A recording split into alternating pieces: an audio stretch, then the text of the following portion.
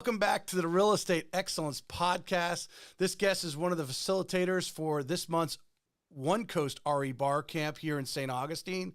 He has over 22 years of experience in the industry, kicking it off with a Rookie of the Year.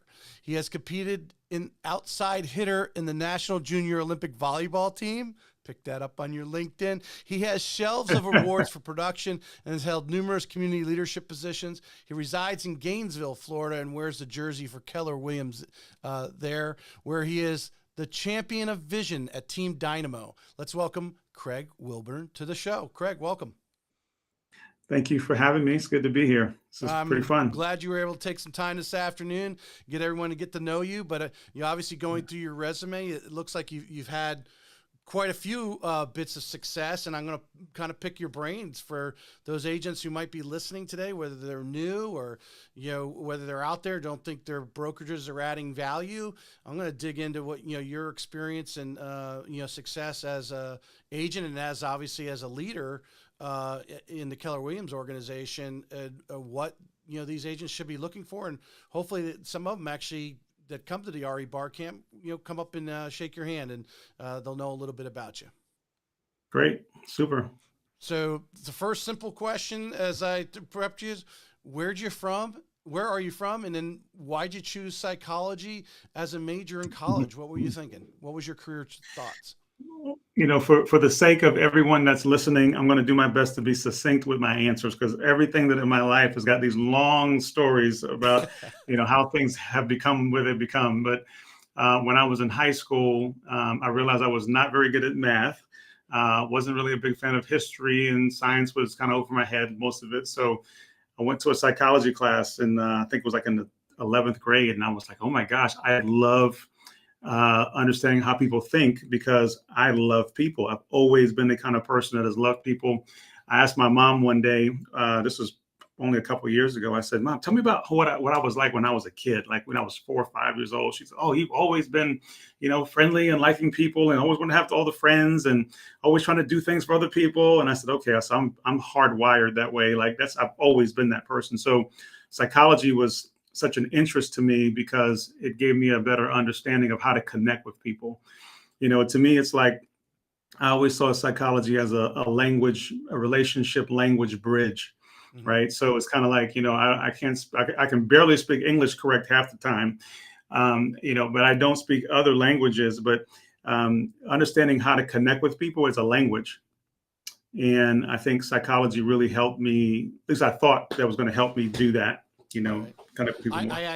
I actually look back, and for many years I said I should have been a psychology major, because especially like you say, when you get into sales and you're in real estate, it's all about relationships and so forth, and understanding other people, where they're coming from and why they may think the way they do, or desire certain information. Obviously in our industry we deal a lot like with engineers.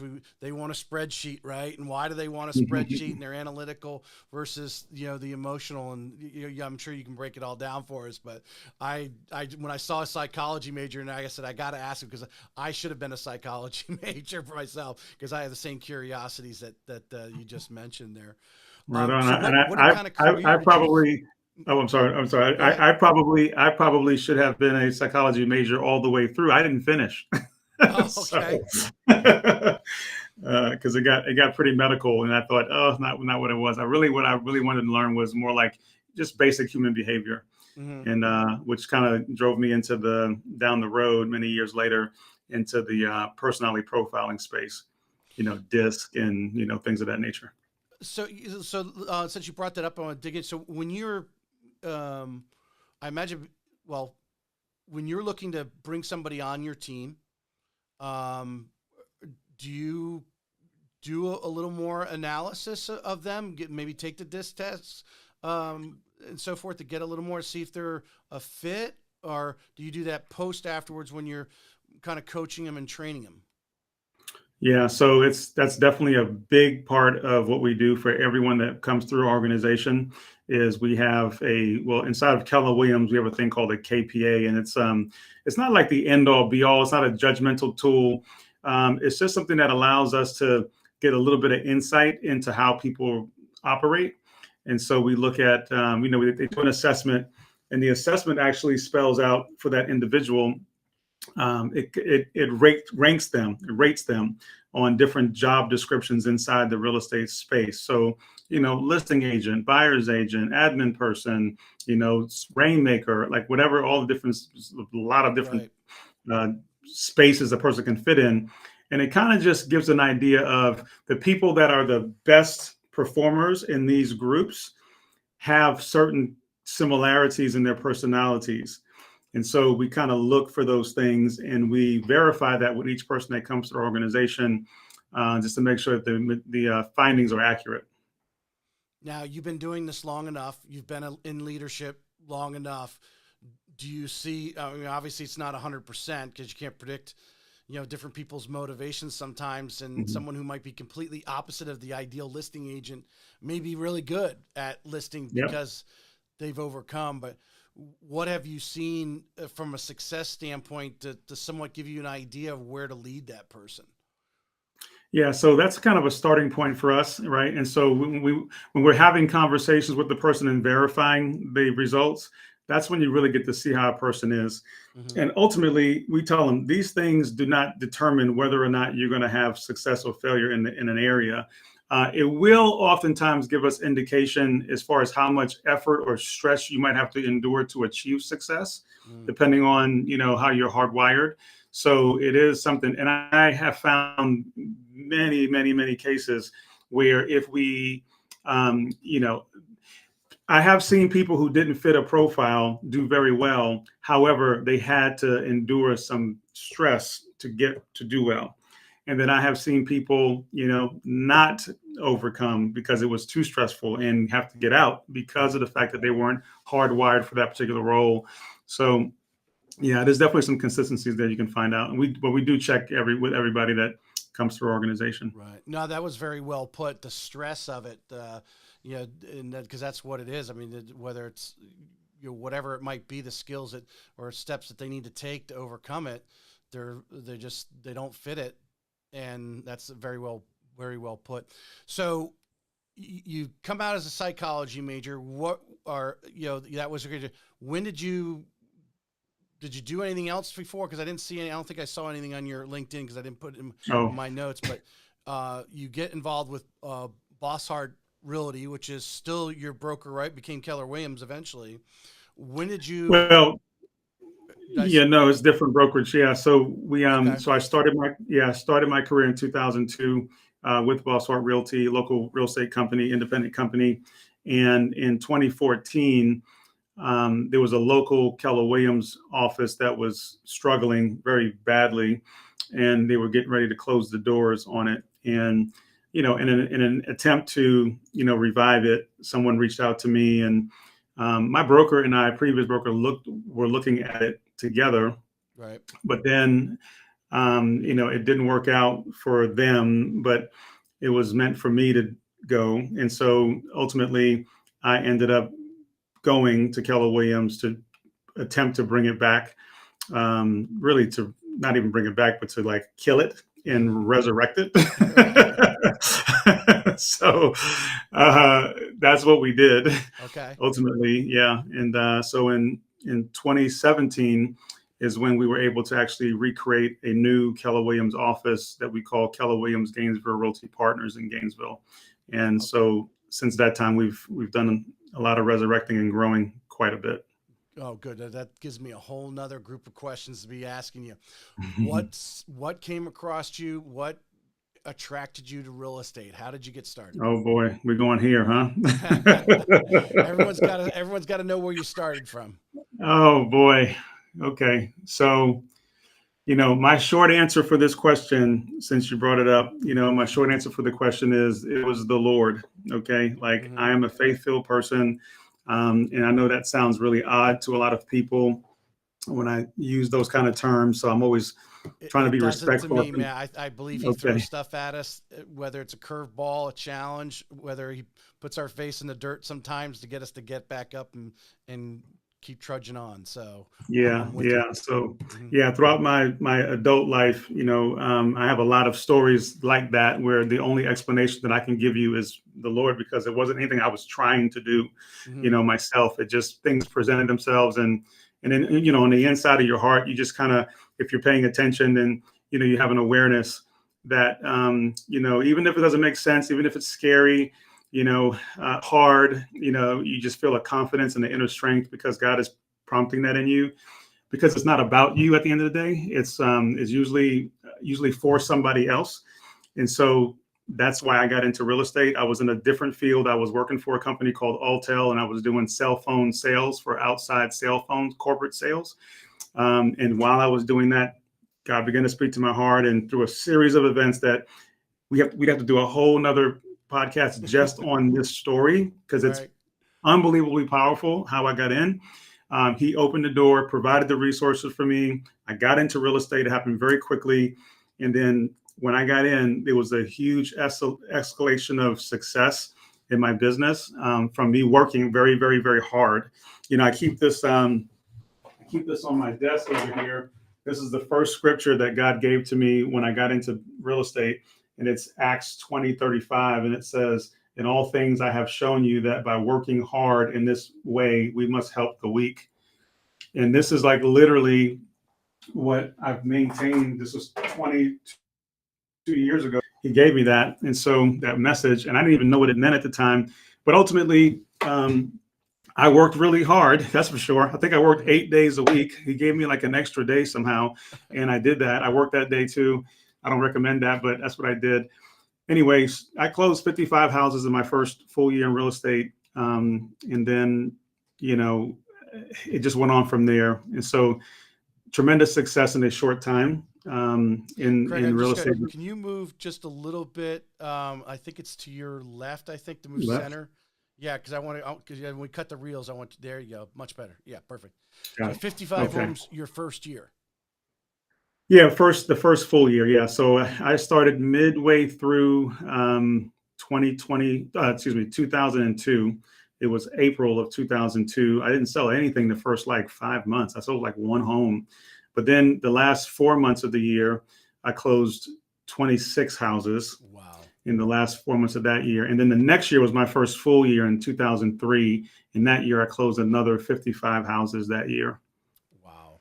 So let's Yeah. break that down a little because these stories, these type of stories don't get out enough, and there, I mean, there's many out there. I was chatting with Jake Dixon with the locker room, and he was talking about how he had a couple and like they dove in as a couple, and the first 90 days they didn't get squat, but obviously he was no closings anyway, but he was looking at their activities and everything, and sure enough, month four it tipped for them. For you, Yeah. going, I think you said 5 months there without getting anything.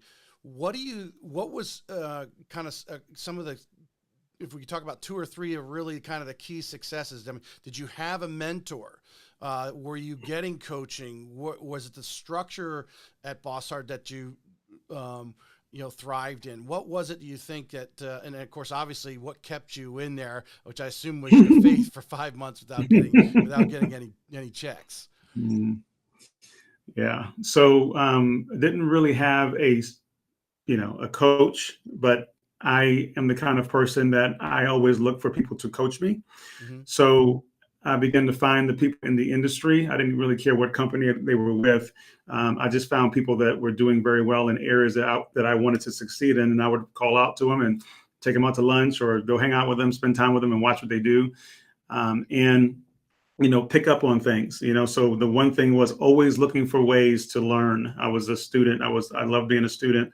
Hmm. I follow instructions. I was very patient with how things work. My brokerage company was fantastic. They gave me a lot of counsel of things when I had questions. They answered questions for me. So yeah, it was just really the diligence, and I knew that it might take some time. I had a reserve put aside, so I didn't have stress about paying bills until I found out that my wife was pregnant with our first child. Then the stress kind of came. But Yeah. Yeah, but it was more so I think just the work ethic, right? I knew that it was gonna require me to have to really be diligent, and I knew I had a confidence. I mean, I knew I was gonna get it. I just had to figure it out, and Right. so yeah, that's what kept me through it in the beginning. What are some of those in that 5 months? Some of the activities that you felt, because to turn around and close in the next 4 months, close 26 deals. That's 6 deals a month on average for the final 4 months. That's a lot, and obviously to continue that pace right into the following year. What are some of the activities that you were picking up from these top agents that you were shadowing that you put in play? So I would say there was two things really. There was three things that I should have been doing, but there was only two things that I was doing because I wasn't smart enough to do the third. The third, which is really should be the first, was I knew a lot of people in Gainesville. By the time I got into real estate, I had a very deep database, Mm-hmm. and I just didn't think to ever call them or talk to those people. I just didn't want to bother them, whatever. So I spent my time finding new people that I didn't know, and the way I found those new people were I did a lot of door knocking, but not door knocking in the traditional sense where we talk about door knocking Right. neighborhoods. I didn't want to disturb anybody at their home. But remember, I came out of a background of corporate sales with Alltel selling phones to companies. So I began to door knock businesses. And I went in and would introduce myself. And you go to a house, you might find one family. You go to a company, you might have 150, 200 employees. So, I would go back to those companies that I knew from my Alltel days, and I would walk in and just say, "Hey, look, I'm in real estate now, and can I go back and talk to people about real estate?" And so sometimes they say no, sometimes they say yes, but it didn't matter. I knew that I had to have conversations every day about real estate, and that became my goal. It wasn't about selling houses, it was about getting reps.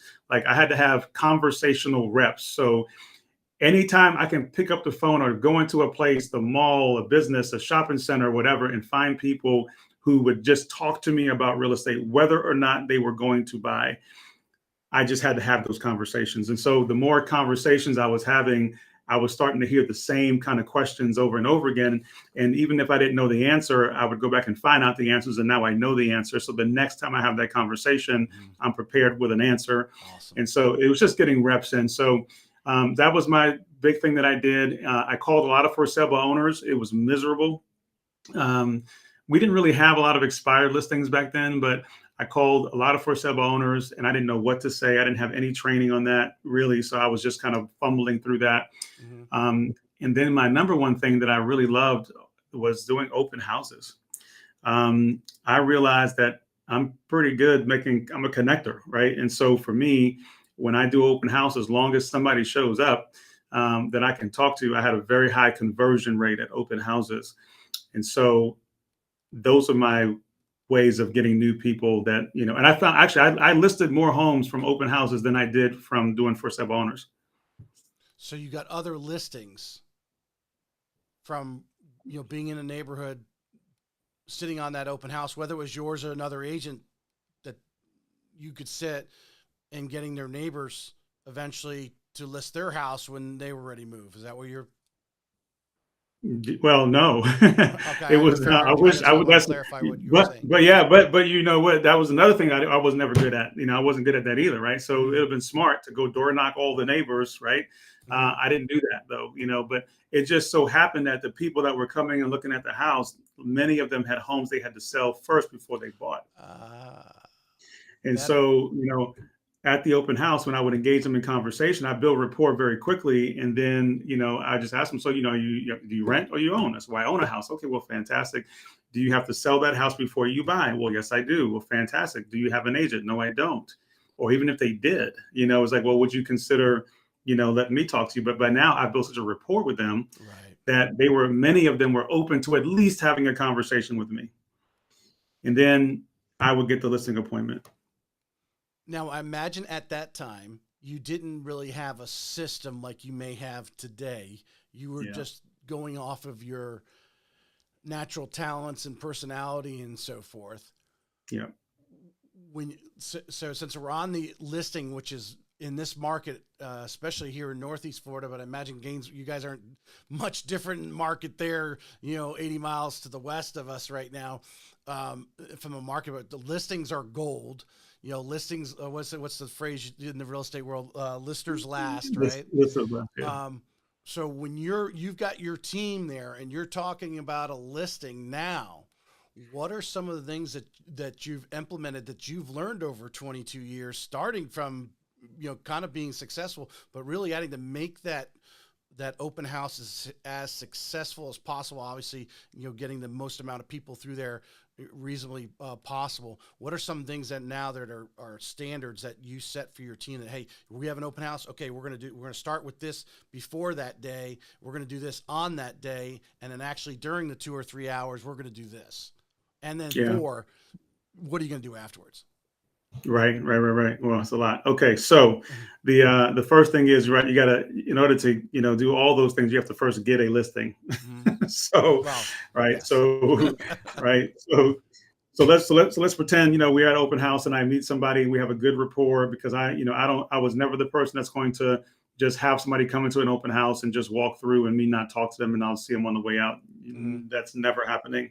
I'm going to engage you in conversation, and we're going to talk about where you're from and who you are. And I'm not really, very rarely do I ever talk about real estate, because I want to know who this person is. I'm trying to find some kind of a mutual point of connection with the human being, right? And so what happens is, usually in those dialogues, because I'm not there talking about real estate, I'm just really trying to understand them. I realize that people actually respond well to other humans that genuinely have an interest in who they are. So that's usually my focus. I'm really trying to connect with people. Now, some people don't like that. Don't get me wrong. I get out there. There's people they feel like I'm a little bit too, they're more cautious, and so I have to always be very, mindful of who I'm dealing with. But again, it's a numbers game at the end of the day. As far as the more people you talk to, you will find people that actually appreciate other people who genuinely show interest in who they are as people. And that's actually the kind of client that I like working with. So I'm okay if the person is very standoffish, because it just might not be the best fit for me as a person. So know thyself is important. Once we get the listing, yes, the opportunities that you have there, okay, is what we have done in the past as a team. Now, I won't get to a new. I got a whole new story right now that I'm not going to have time to do today. But door knocking the neighborhood or calling the neighborhood. Now, the way we do that is, it's just a simple PSA. Okay, we're just letting the people in the neighborhood know, out of courtesy, that we're going to be having an open house in your neighborhood on this day from this time. We wanted you to be aware, because you may see a lot of traffic, you may see a lot of signs, you may see a lot of huff and buff, about the house. So be aware, everything's okay. It's just us in the neighborhood trying to get you a new neighbor. Hey, by the way, is there anybody who in your work, or anybody even your family that you would, your sphere, that you think would make a fantastic neighbor that we could be introduced to? We would love to give them an opportunity to see the house before even the open house, or definitely on a day. We would love to invite you to come to the open house, because we want to meet you. We want you to see what your neighbor has done to their home. So that's fantastic. Of course, during the open house, now our protocol for open houses is we do a ton of signage.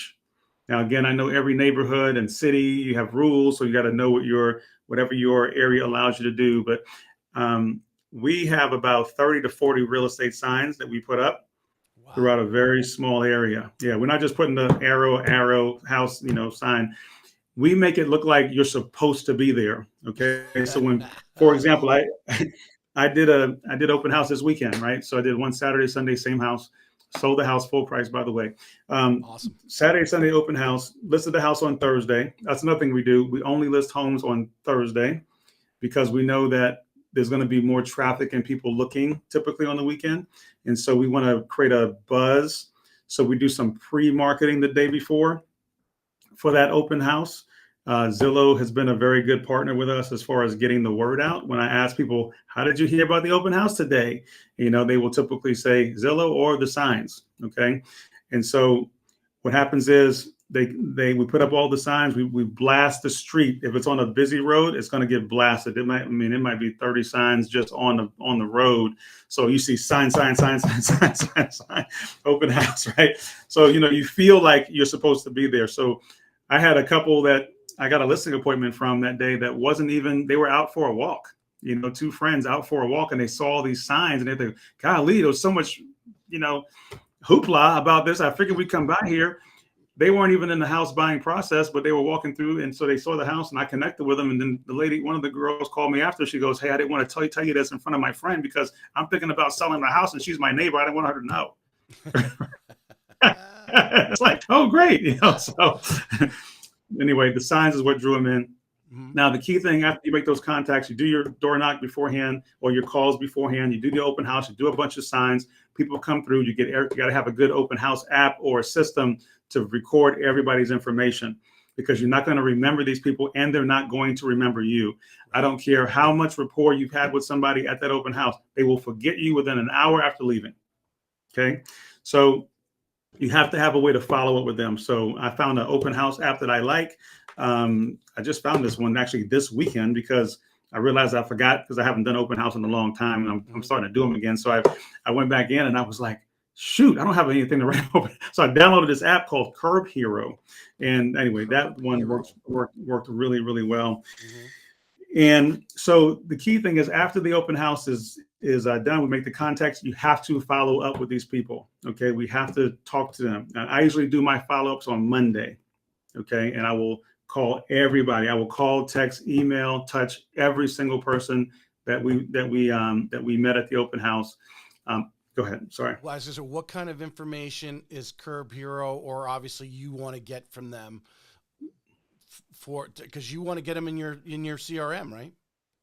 Oh yeah, absolutely. They go into the CRM automatically. So what I want to know is, of course, get the full name, phone numbers, emails, and that's pretty much it. Then I also like to get from them, what their personal needs are, right? So I will log notes about my conversations and interactions with them, so that I remember what they, any information that I got from them about who they are, where they're from, what they do for a living. I'm putting that all into the notes section so that I can remember that information. And then, of course, I want to also know what their future plans are for buying, when, time frames, that kind of thing. And then I also want to make sure that I get feedback from them about the actual house, because I want to be able to tell my seller what people liked and didn't like. All right. So in that app, you can actually customize the questions that you're asking. So they actually have to fill it out. So I build rapport at the open house. When they come in, I greet them, meet them, walk around with them, talk to them, build a rapport. At the very end, before they leave, I say, "Hey, would you mind signing my open house app?" Now, after we've had that much interaction, very rarely is somebody going to say no, because now we're almost like friends. Okay. Right. So they do it. So they fill it out. I got all the questions preset. They're answering the questions. It's all logging it. The system, when the person closes it out, the system actually begins to touch them and email them. And then it tracks their responses and sends it back to me also, which is very, very cool. It's funny. I had one of your fellow Keller Williams successful, Julia Olmstead, on. I've had her on the podcast, but we just did like a 30-minute market update, and we were talking about listings, and everything you just said is why you're successful, is why she's successful.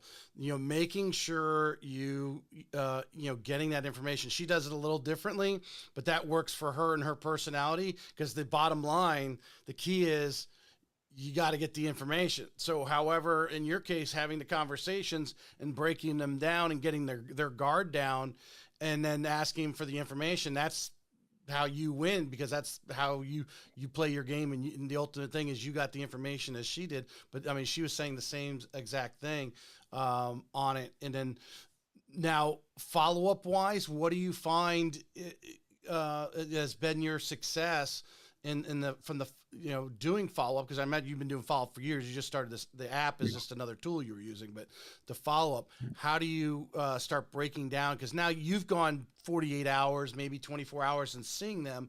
You may have, you put down as much information as possible, but how do you have that next conversation? Because I imagine with a lot of agents, this is where they fumble the ball. They don't follow up.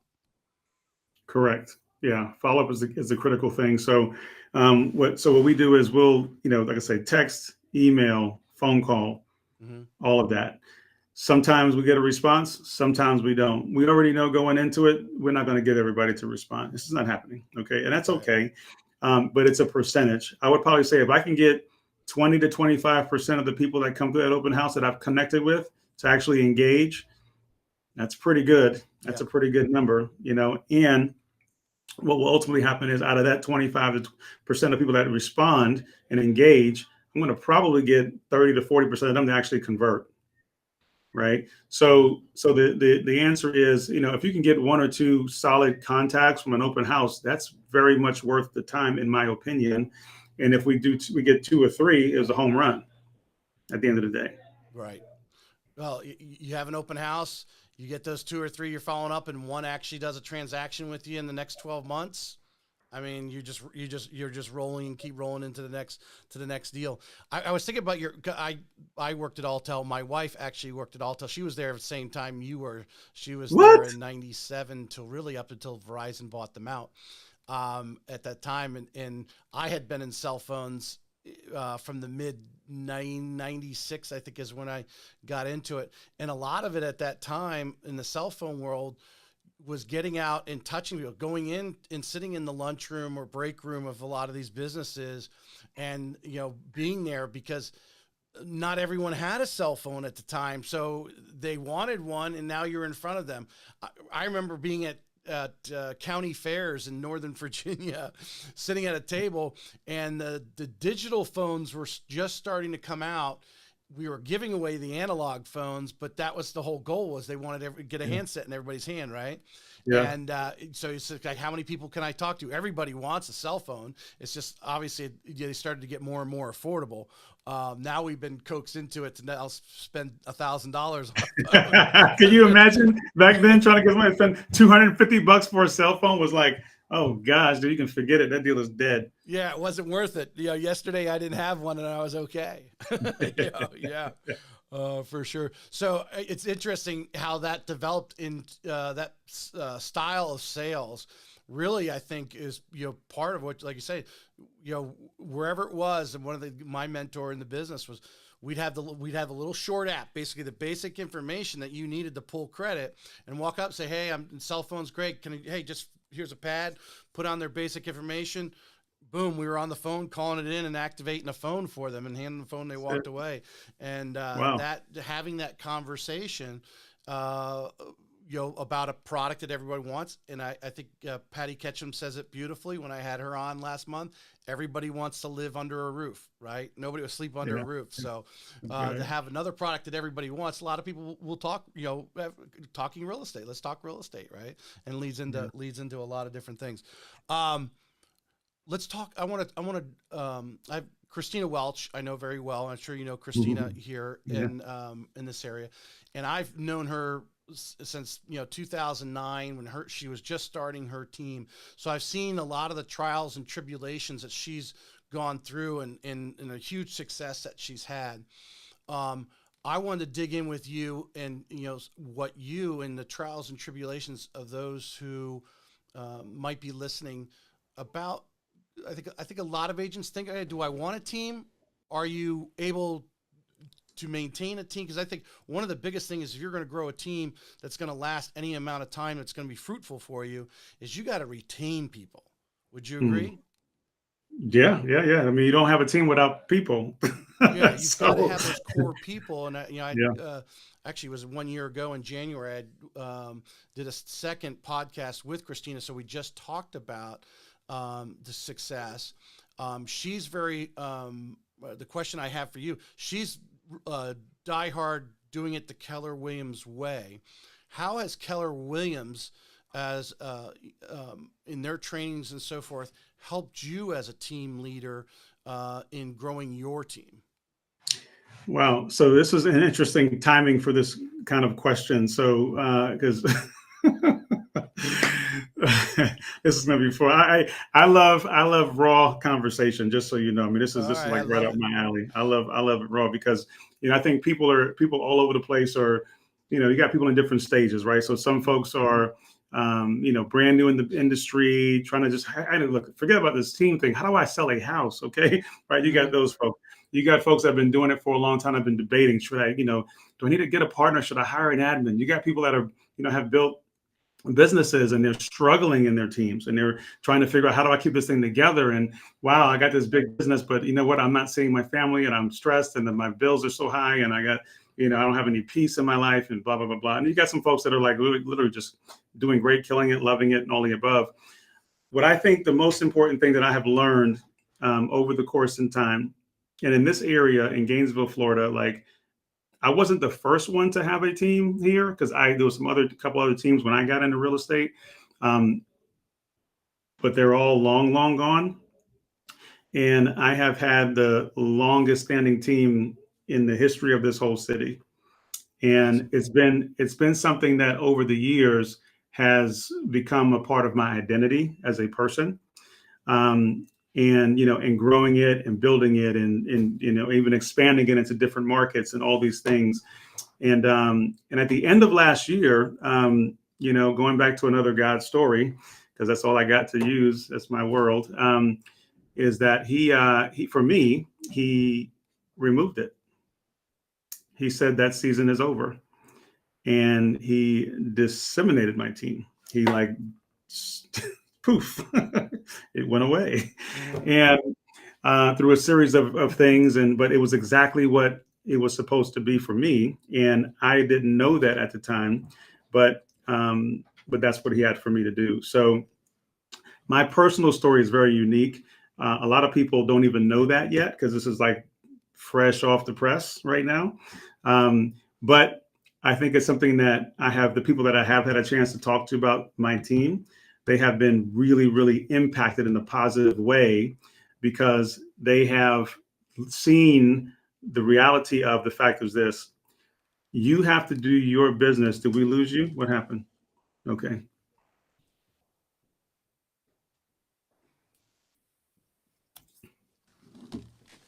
There we go. Sorry about that. That's There we timer go. on the It's line. okay. That's, Oh, okay. I got the you. I was like, office wow, like the went power, out on the me. power just went Yeah. out. um, Craig starts talking all this stuff, and all of a sudden everything no, just I starts was blowing listening. up. So really, I think everybody needs to look at their businesses and appreciate what you have first. Okay. So if you are a single agent and you're doing well, enjoy that. Don't look at somebody else's situation and think that it's all, sunshine and rainbows, because, most of the times it's not. I have talked a lot of people out of building teams. I've talked a lot of people out of joining teams, and I've helped a lot of people build and grow their teams. And I've launched a lot of teams from my team. Right. Okay. Our office now, the majority of the teams that are in my office came from my team. And so, and I love that. I love the fact of having opportunities for people to grow their businesses in any way they want to. Keller Williams, as a company, has mastered the art of building a team. And if anybody wants to build a team, we have this wonderful book, that everybody knows about, right? We call it the Red Right. Book, and I keep it handy. If I can get my hands on it, right? So we know about this book here, right? So Yep. you want to build a team, you read this thing, and then you just do what it says. Now, there are a lot of things about teams that are great, and there's a lot of things about teams that are very hard that nobody likes to talk about. Okay. And so I think the best thing for anybody that's looking to build a team to do is to find other people who have teams and talk to them and take a lot of notes and learn a lot and listen and be a student and don't assume things about it that you don't know. Okay, get counsel. Um, and yes, keeping people is important. Keeping people is very difficult. All right, there's very, very few teams that keep people. I mean, even the 20 years of me having a large, whatever what some would consider to be somewhat of a large team, but um, I only had maybe one person that was with me for 11 years. I was going back looking at all of the people that I've been through my team over the years, And I have one person that was with me for 11 years. I had, I think, 3 that were there for 5 years, and everybody else 3 years or less is kind of the lifespan, you know. And I have friends of mine that have had multiple people be with them for many, many, many, many years, right? So it's all over the place.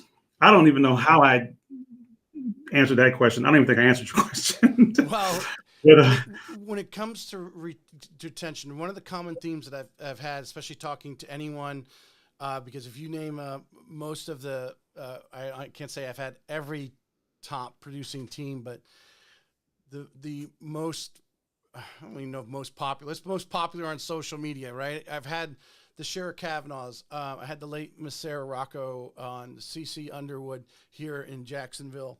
They run their teams. Everyone runs their team a little differently. Some are better at retention than others.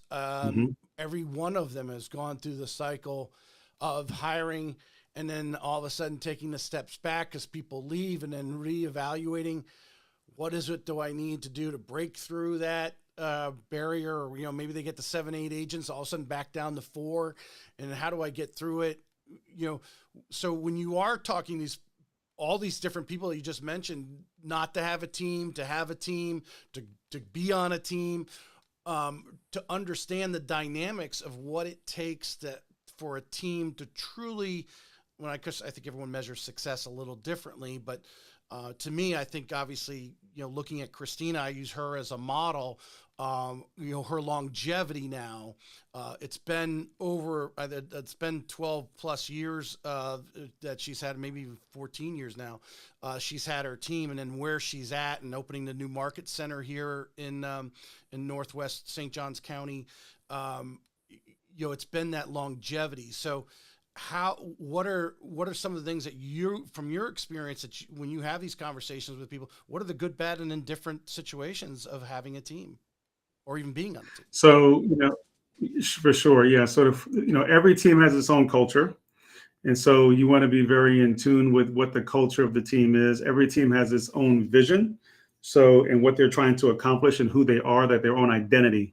And so I think, whenever you're looking at a team either building your own or joining someone else's, you want to be really in tune with their culture and their identity. What's their reason for existing? What are they trying to do? What's the heart of the leader? Okay, so the heart of the leader is going to really dictate, what the ultimate outcome of those businesses, looks like. From the financial models perspective, if you're going to build a team, you have to know that, you're at some point in time, Sarah and I was super close, and I have so many stories about her as well as like things that, helping her launch her team in the beginning, and then watching her just, blow it up so much. She just really just did such a great job with it. And then going through the loss of, her, admin staff and people and just recovering. And you have to be a person of such resolve when you are looking to run a team, because people will come and people will go. It's just what it is. Yeah. So you have to have a resolve about you. If you know that you don't have that kind of resolve, you will not have peace, building a team if you don't have that kind of resolve in you, ready to go with that. When you're joining a team, like I said before, you need to be very in tune with where they're going, because not all leaders of teams have your best interest in mind, and so you need to know what you're getting involved with. You need to find counsel, find people that are familiar with those team leaders and know what they're doing and can tell you about their history and their track records and things of that nature. But I think at the end of the day, you get in where you fit in. Mm-hmm. Being a single agent is not a bad thing. Running a team is not a bad thing. These things are neither good nor bad. They're not either. They just are what they are. And you have to find the place where you have the most peace and you have the most fulfillment and enjoyment. I know a lot of people that are trying to maintain this image of having some big business, and they're just not fulfilled and not happy, and that's no way to live. It's no way to live. I know people who are living below their potential because they're afraid. They were afraid to start a team, and they're living below their potential because they should get out there and take the leap of faith and go building, because people need you. When you are a leader to that magnitude and you have the capacity to run a business, There's people that are waiting for you to do it so that they can come join alongside of you and go build it with you. So you have to be very, very aware of who you are. Right. I have on here, if I'm asking this question correctly, Livian Unlimited. Yeah, yes, Tell us yes. a little bit about that. So that was an iteration of something that we had in our heart for a vision to build. That vision is not coming to pass. so, so that was one of the changes and one of the shifts that we experienced at the end of last year was a pivot from all of that. So, Mhm. but like I say, all of these things are so great because every single thing that happens for a specific reason. And, and I have learned so much about myself, my business, who I am. After all these years, you realize no matter how old you're learning, you're always growing, you're always learning more about yourself. Well, Did we Craig, freeze? we got a little just a technology thing going. Getting to where you're at, 22 years in the business, leading people. You're a leader in that office over there in Gainesville. How important in what do you do from the standpoint of personal development? Because as a leader, you want to stay out in front of your people. What are some of the things that you do Hmm. personally in your personal development? I know Keller Williams has their events and obviously brings in keynote speakers, but what are you doing personally? Yeah. So personally, I live by what we call a life balance wheel. Mm-hmm. And this life balance wheel, we look at your physical health, your financial status, your marriage, your relationships, your parenting, spirituality. Like we look at everything, time off, rest, retreat, right? And so what I do is on a monthly basis, I will evaluate myself. How am I doing? Where did I succeed? Where did I win? Do I need improvement? What areas do I need to refocus on a daily basis? I rise very early in the morning. I get up early. I spend a good amount of time every day in meditation, in prayer, in reading, studying, and fitness. And so I will, take about usually I get about 4:30, and that's somewhere in that range is when I wake up, and I'll have time to read, pray, meditate, and go exercise. And so, and then I'll come back, eat a little something, and then I'm off to the races. I'm leaving the house about between 7:15 and 7:30, and I'm, coming in to lead generate, for 2-3 hours, right? So like these are the personal activities, and I do the one thing that I am going to do that I was talking to somebody about just yesterday actually is schedule time in my regular day to take breaks where I'm just kind of going out, just doing, I don't know, anything fun for like a couple hours in the middle of the day during the week. I've never done that before, but I know that that's an important thing to do. And so that's my next goal, next iteration is to find, once a week, take a break day where I can just kind of go out, take a breather, go for a walk, anything, just kind of take my mind off of what's going on and then come back and get at it for the rest of the day.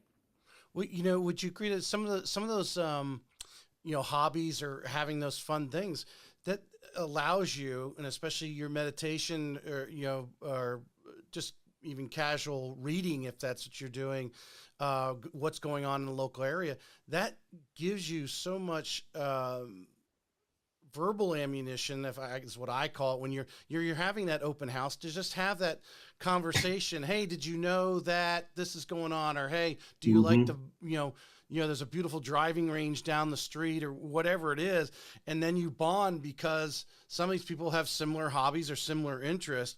When if you're just in the office, just doing real estate or whatever career you have, if that's all you have, you're not being that more of a well-rounded person, I guess, if you want to call it that. Would No, you you're agree? correct. You're correct. um Last 18 months, if we've seen changes, 18 months back through pre-COVID 2019, it was last 18 months we see interest rates rise, the market's changed a little bit. I forget what the number was. How many people have left the real estate industry, let alone the mortgage industry as Oh, well. well, the answer is not enough. I think that's what the answer was. What are you from an office, your team? What are you as a leader? Um, obviously keeping spirits high. I mean, that's part of what Mhm. leadership is, morale, right? Keeping the spirits high, but coaching some of these people now. Hey, we got to start doing more of this. We didn't have to do it 18 months ago, but now we've got, so you started doing more open houses. What are some of the things that you're encouraging your people to be engaged in that maybe they didn't have to do 12, 18 months ago? Well, there's actually nothing that goes on today that we didn't have to do 18 months ago. Mm-hmm. Um, these are all the same. We just, many people just didn't do it. Now, maybe they experienced some measure of success, even though they didn't do it. But now, if they don't do it, they won't experience any success at all. Right. And so, but these are all the same things. There's nothing new. The first thing that I always try to encourage people with is their mindset. Okay, you got to show up. You got to show up with the right mindset. You have to, and you have to be ready to put in the work. Because what we've been saying for a long time now is, you have to be ready to work more to get less. It's just kind of what it is. Everything is seasons, and so listen. When the market was going bonkers, it was hard then. When you had a buyer, I had a guy that was on our team, and he just got into the real estate industry, and he was starting out. He was committed. He was ready, right mindset, everything, and the market was fire, and everything was selling and over asking price. But you know what? This man went out and wrote over 30 offers for buyers and got 0 contracts Mm. because every house had 5, 10, 20 offers on it. And no matter what we did, we just couldn't figure out a way to we just couldn't get, there was always somebody a little bit better. Right. That was hard. Yeah. That was hard. Okay. Like, how many of you would be in the business still if for 4 months you were out writing 30 something offers and none of them got accepted and you made no money, right? Most people would have quit. That was very, very hard. I think that was harder than it is right now, because right now we're not seeing that anymore. You just got to be more available. You got to help people think differently. You got to have conversations that change people's perspectives, because if people are still feeling not so great because the interest rates are not 2 and 3%, and you can't get them over the hump that was an anomaly, and interest rates are still good right now, and homes are still, again, if you are if you have the ability to buy, you need to buy. Don't forget, we live in a state called Florida Mm-hmm. that a lot of people want to come and live, and they're coming.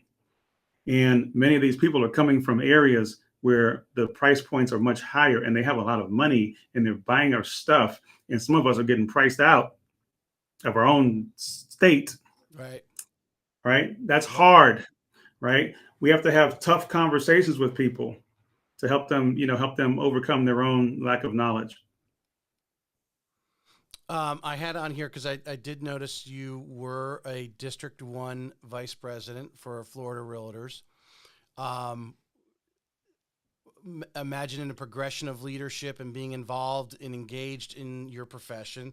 Those are things to do. But what was your experience there? What kind of influence to kind of put out? And I'm asking this question for agents that might be listening here that are involved with their board and obviously involved in their industry, as with the lawsuits going on. We all need to be engaged in and focused on what's going on and not let others make decisions without us kind of giving our input. But as a District 1 leader, what are some of the things that you learned from that experience, and the importance of being involved in our profession on the local and even at the state level, as this week was Realtor Day in Tallahassee? Mm-hmm. Yeah, so that was a phenomenal experience, because the reason I got even introduced to that was because someone tapped me on the shoulder back in, I think it was like 2007 or 8, when the market was starting to turn around for the worse.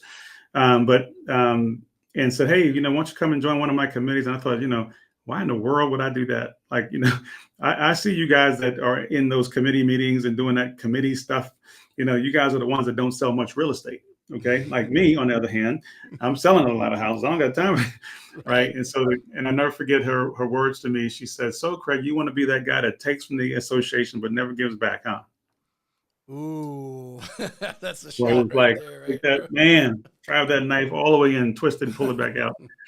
And I said, okay, fine. I'll go ahead and join. I'll go and check you out. So, anyway, I got involved. And long story short, it ended up, they had a leadership academy they were forming for the first time. And they invited me to be a part of the inaugural class to that. And I said, yeah, let me check it Oh, out. So I cool. did that.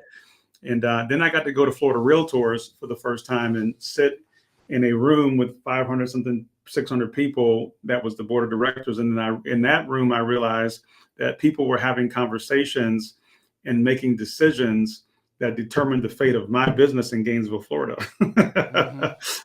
And I didn't know that was going on.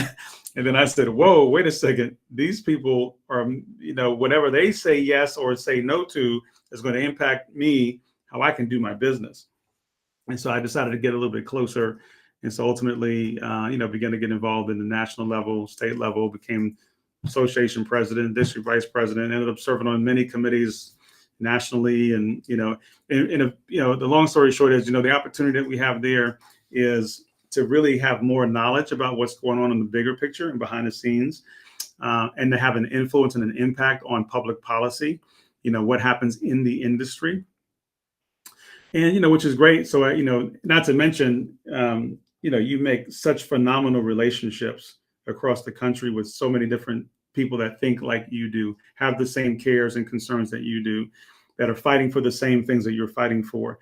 And so your network of of contacts. I mean, I've been serving since 2008, and really, like, at the national level since 2010.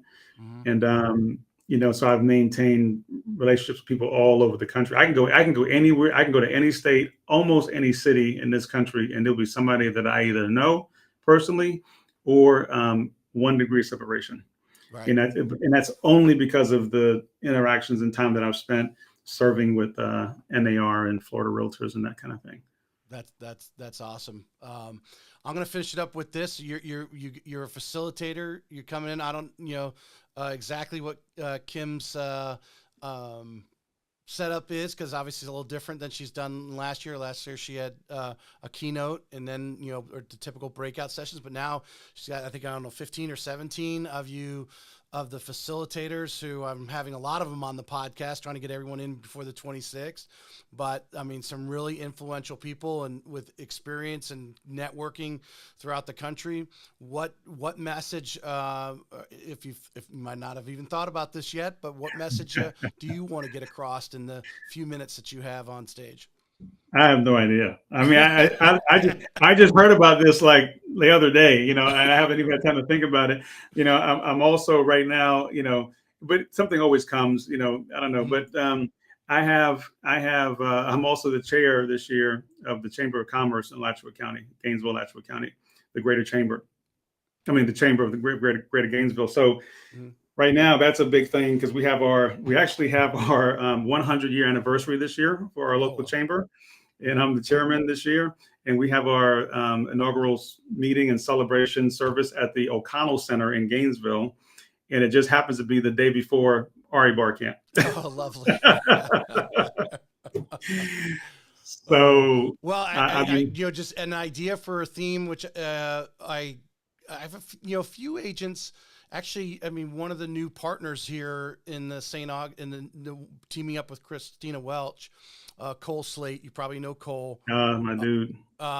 He obviously, in his comp plan, when I had him on the show, I mean, he explained, incentivize being involved in something in the community, whether it's just your Mm, HOA or, mhm. doing something with the board and everything in between. But obviously the things you've been to right here, talking about the Chamber of Commerce, as a real estate agent, to be involved in those community events. One, to be, I think, just an inside resource. You obviously have access to information that a lot of people don't, or they do, but they don't even realize it's out there. You're there, and to be that resource, that might be a topic. I'm just to throw one at Well, I you. think something that you just said triggered. This is always what happens. It'll be a quick little conversation, and something will Hmm. trigger. Well, you just triggered something in me that I do want to talk about, and so now I know what I'm going to talk about. It's All it's right. Well, not that. It's something else. make sure you drop the Real Estate Excellence podcast when you get out there. Tracy gave me this idea. That's it. Yeah. Tracy trigger. He pulled the trigger on me. Greg, I appreciate you coming on. And if I want to throw out there, something I've been doing in a little bit of my marketing, but also, putting the agents on a pedestal, so to speak, giving them some time, is, doing a 20-30 minute, what I call market update is kind of the thing. But, every few months, quarter, get on, or maybe one of your top agents get on and say, hey, what's going on over in Gainesville? Where what are you guys doing over there? Where are you seeing your clients coming from? That kind of thing. And just talk real estate for 30 minutes every few months and what's going on in your area. I'm down. Excellent. I appreciate you coming on today. Hey, thanks for having me here, Trace. No problem. We'll see you on the